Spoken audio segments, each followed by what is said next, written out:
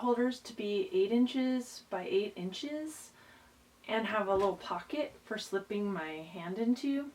So that's the finished size I'm going to be showing you how to make today. To make one pot holder, you'll need 1/4 yard of fabric, or you could get 1/2 yard and make 2. You'll also need 1/4 yard of insulated batting. My local fabric store has bags of pre-cut insulated batting in 1 yard lengths, or you can have it cut to whatever size you want. You'll also need a yard of binding. Binding can be bought in packs of 3.5 yards that are already double folded. See, like this is a double fold. But I find that the color can be kind of limited. My local fabric store sells bias tape in a wider variety of colors that can be bought by the yard, but it comes single folded like this. So when it comes, it looks just like that.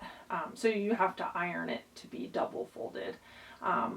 But I find that I can get a color that matches more closely if I go that route, so it's worth it to me. But either way works. So in this tutorial, I've already ironed my bias tape, obviously, so this is what looks like what you would get out of the pack. And since my oven mitts are square, I skipped demonstrating how to cut the fabric or the batting.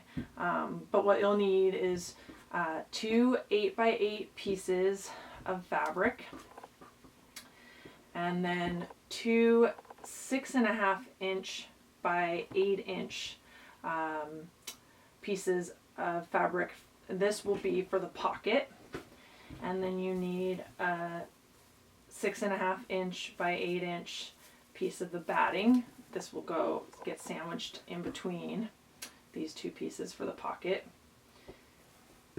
And then same with the main part of the oven mitt, you need an 8 inch by 8 inch square that gets sandwiched in between those 2 pieces as well. And I've made a bunch of these, so I already know, and I use them in our kitchen, so I know that just one piece is enough to reflect the heat. But if for some reason you're worried about it, you could double it up. Just know that, the more layers you have, the more issues with the fabric shifting when it goes through the machine you might have. Some other helpful tools for making a quilted pot holder are measuring tape, and then a straight edge, and then a chalk marker for marking the lines. So I'm going to start by showing you how to mark the lines for the quilt. So I just take my straight edge, and then I start with a corner. So I line up the 2 corners, and then take my chalk marker. And these chalk markers are great because with the white, I find that the chalk just rubs right off. Like once you stitch over it, you won't even see it anymore. Sometimes I use a chalk marker on baby quilts too. If you use like a different color, it might not come off so easily. So for like a quilt, I would just run it through the wash to get it to come off. But I find the white, once you stitch over it, you can't even see it. And then I want you can do whatever pattern you want, but if you just want like a basic diagonal grid, I do mine an inch apart. So I do my line through the middle, and then move my straight edge out an inch, and then do the next line. And then I just keep going all the way across. Moving it an inch every time, and then turn it and do the other side.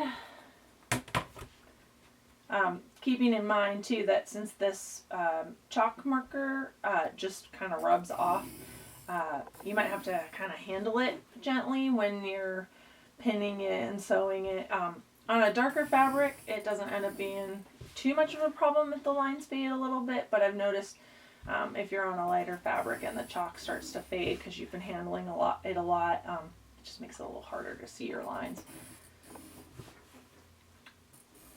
So then once you've gone all the way across, you just go the other way. And that's what's really great about this straight edge, is since it's see-through, You know, since this is square, it's no big deal. You just go corner to corner and you can tell here that your lines are going to be matched up. On like a more rectangular shape, it's nice to have these lines to show that you're lined up here as well. So that's what we'll do when we get to the other one. So if you have one that's see-through, it's handy for that reason. Okay, so there's one part.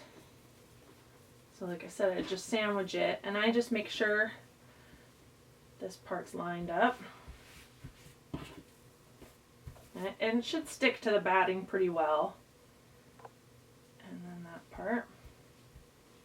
And then I just pin it in a couple places. You're going to take the pins out pretty quickly, so you don't need a ton. And if it shifts a little bit while you're sewing it, it's not that big of a deal because you can trim the edges to make it square again. But once we do this line down the middle, it will help everything kind of stay in place. So just repeat what you did here for this one. But we're going to go ahead and run this through the machine so I can show you how to quilt it. Okay, so now that we have our oven mitts sandwiched, marked, and pinned, we are ready to quilt them.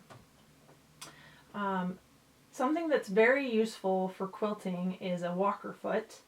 A walker foot's nice because it has feed dogs at the top, so when you are layering fabrics, the feed dogs will move the bottom piece of fabric and the top piece of fabric together at the same time. So I have my walker foot on, and I just follow this line. And I start in the middle of the line, so that'll help give us a nice stitch that will keep all 3 layers in place. But so I just continue going across this side, and once I've done this side, I would do the other side, and then turn it around and go the other way. And then once you go the other way is when you really see the nice quilting, and it will.